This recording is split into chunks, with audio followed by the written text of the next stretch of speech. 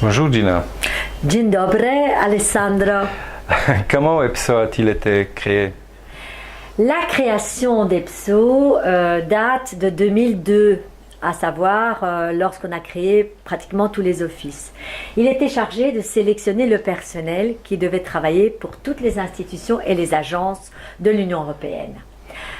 EPSO a réussi à impressionner l'administration avec ses idées révolutionnaires.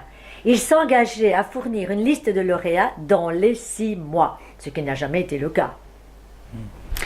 Le modèle de cette sélection a été calqué sur ceux des Américains ou des autres organisations publiques ou privées.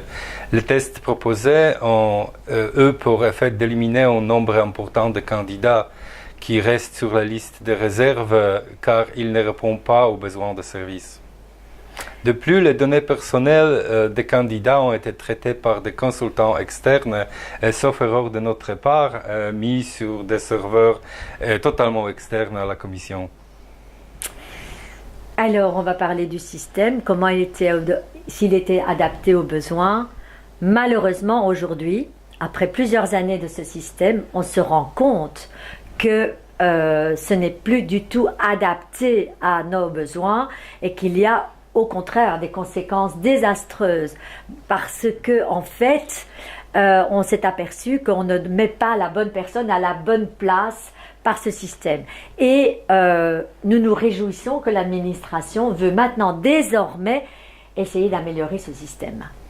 EPSO n'a jamais voulu entendre les remarques qui venaient de l'intérieur et de l'extérieur.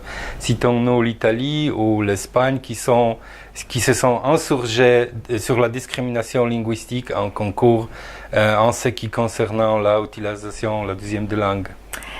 Et oui, et quelle a été la riposte de EPSO? Malheureusement, EPSO pensait toujours avoir une interprétation unilatérale des différents arrêts qui ont amené à de nouveau des arrêts qui ont vraiment fait perdre EPSO.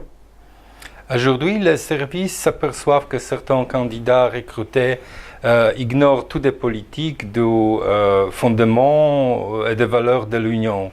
Tout cela a été banni pendant les années sous prétexte que seuls les candidats qui réussissent ces tests sont les candidats valables. Eh oui.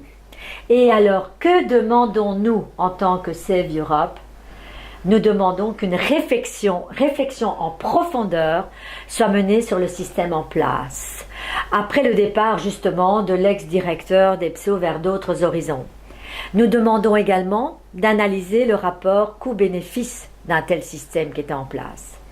Et nous proposons également que des candidats soient testés sur base des fonctions pour lesquelles on les recrute, pour être directement opérationnels et qu'ils possèdent également une culture européenne avant de passer ces concours, en plus des connaissances spécifiques qu'on leur demande. Merci. Thank you very much.